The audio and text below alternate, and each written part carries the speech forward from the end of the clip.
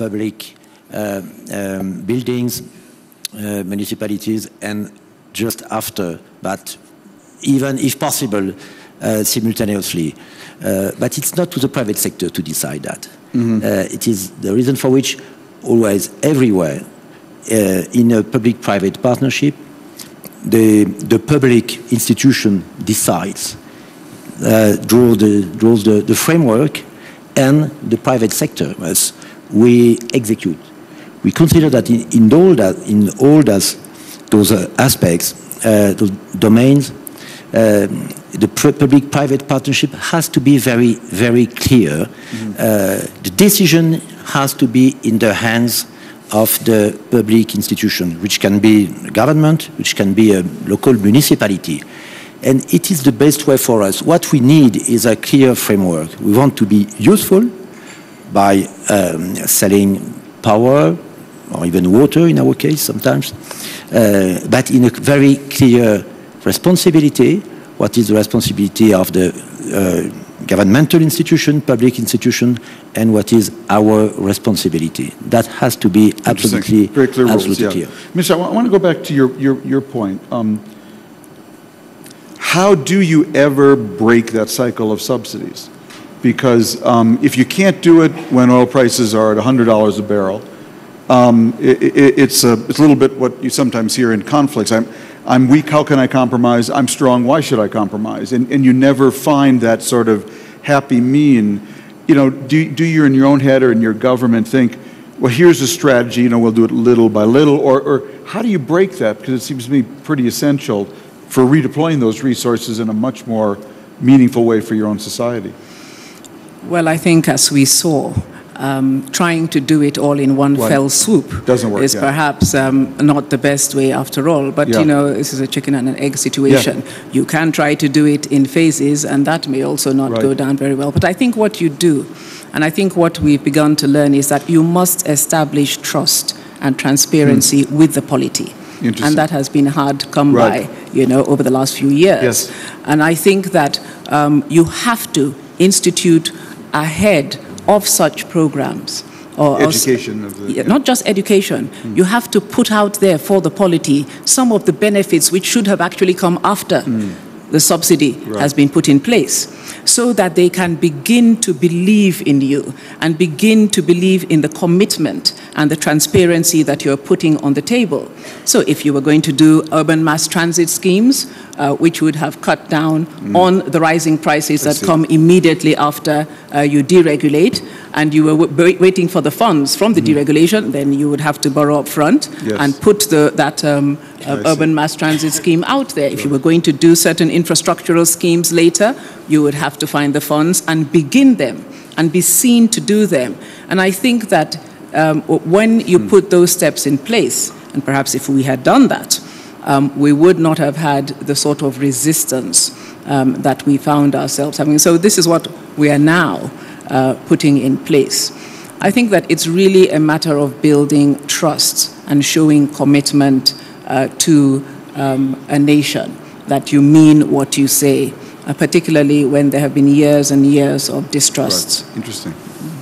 Any other questions from our audience, just before we go right back there? Thank you.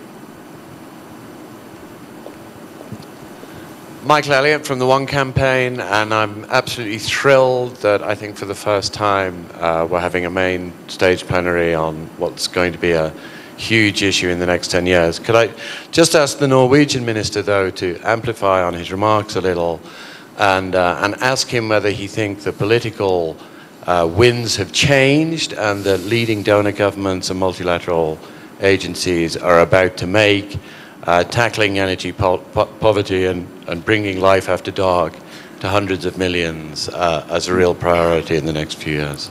Life after dark, I really like that, Michael. That's very good. Mr. Minister. I think that there is a broad understanding that unless you solve the energy problem, it will be very, very hard to say, at least also to solve health, education, food security problems. True that particularly brilliant young students like the Secretary General can learn to read and write at a candle. Obviously, that's possible. Sure. It happens. but it's much easier if there is a bulb. Everyone knows. It's very hard to bring the equipment for injections of children to the world unless there are refrigerator or cooling systems, and then you need electricity. So I think people understand the linkages, and that's why this is coming up more and more as an issue. It's also, of course, because we have to bring together, I mean, I'm minister in Norway, both of the environment as well as the international development. And what is surprising when you go abroad is that basically these are two crowds. There is one environmental crowd in the world, and there is one development crowd. Very rarely they really meet. And if we want to solve the climate change problem, because energy is at the core of that problem. 60 to 70% of all climate gas emissions originate from the energy sector. So unless we can reduce that, we will never be able to resolve climate change. So energy is really at the core both of development and environment. And I think it has got a lot more attraction. It also helps a lot that Secretary General has put it at the top of his agenda. So, Mr. Tanti, can wind really scale in India and beyond? But how, what are the limits? It takes a lot of land, No, not just India, but if you see the globally, it's enormous wind resources are available is there. And now the technology is extremely mature. In a large scale of the power plant solutions, we can able to provide, and that scale of the projects are going. In India, we have started with 30-40 megawatt size of the projects, and today we are constructing 1,000 to 2,000 megawatt size of the project.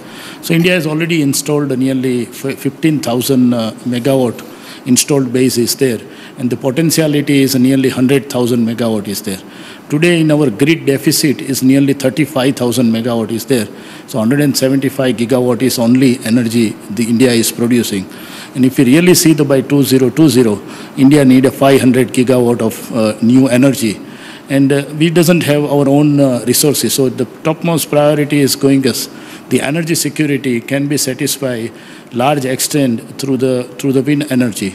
And that is a big benefit is coming. And second is it's a very affordable energy now. It's not an expensive source of energy. We cannot able to afford that. If we really put the carbon price mechanisms in the marketplace, I think then wind will be the more cheaper because we are calculating without any carbon values. So that is the giving benefit is there. Let's take the example of other part, like this loan is more established in the more and more an emerging economy market like India, China, Brazil, South Africa, and Mexico, and those markets. I think this country real need of energy is very high, and they can able to afford the energy. It's not that they cannot able to afford. But the biggest constraint for them is the either lacking of the policy framework is there, either lacking of the infrastructure is there, and either lacking of the framework is such a way, or regulatory work such a way, the project is not possible to finance. I think if we really address all these three areas, I think everybody should get the energy very fast. There is no constraint of the resources, is not a constraint is there. But we need a right policy, and the one solution is the policy only. And that is the most required, and government should bring that. I don't see any government required to invest any money for the power sector. The private sector is ready, equipped, and invest, and it's make the business case, and it's make viable, and it will grow very efficiently and very aggressively. Give it the right rules. We have time for one more question, I'd say, right down here. First row. Michael Liebreich, Bloomberg New Energy Finance. It strikes me, if we were to go back to, let's say, the year 2000, we could potentially have had quite a similar panel about telecoms or the internet, or telecommunications primarily. And we would have had some very good success stories. We'd have a lot of very good initiatives and a high sense of urgency and priority. But we would not have forecast the speed with which the private sector, largely with a number of enablers, actually has largely resolved a great inequality situation. And there are now mobile phones and telecom, internet access across much of the developing world. So I have a sort of two-part question on that then. One, are there any parallels? Is this potentially a similar next 10 years or 12 years that we might see in the energy space? And number two, depending on the answer to that, does that mean that this is a billion-dollar scale opportunity for companies that understand which way, sorry, Mr. Tanti, the wind is blowing, which way the trends are in this sector? Yeah, is there, to pick up on your last question, is there a bottom of the pyramid opportunity here? I think that there is. I think that is a big opportunity for several sectors of the economy. The inclusion of the billions of people that needs to have access to energy opens a very large consuming possibilities for the world. On the consuming side, on the production side, I think that opens also hundreds of different opportunities for different types of solutions, because there is no silver bullet solution. Then we have to develop, for example, we saw this morning smart grid solutions that can provide excess capacity that can be used for poverty utilization. You can have better system that can minimize losses in the transmission lines. You can think that poles for electrical lines can be developed new business. Electrical appliance can be developed for special types of home appliance for the poor people. You can get I would say several different types of business opportunities because you have a bigger market that you can access. Anyone else want? Mr. Tanti. It's telecommunication systems has given a commercialize very fast, rapidly. Even so many countries, this population doesn't have access of energy, but they have access of mobile phone. Is there? Why? It is a very simple is there. This sector is completely grown because of the private sectors. And there is no government investment and participation is there. And the government framework and policy has given access of the direct consumers. So you can collect the money from the consumers. Right. Here it is so many countries where we are working in power sectors. We don't have access of the consumers. The you don't have an distribution, access of the direct consumers. Right? Either we can generators, either we are transmissions, but the access of the energy consumers means distributions areas. It's not yet unbundled. So I think that is the root bottleneck is there. So once the unbundling will start and access of the consumers to the direct and private parties will come, that will solve our huge problem and fast, rapidly, maybe within 1 decade, we can satisfy the need of energy. I think it's a very good success business model is there. Well, it's a great optimistic note to end on. I want to thank our panel and thank all of you for coming out this afternoon. Thank you.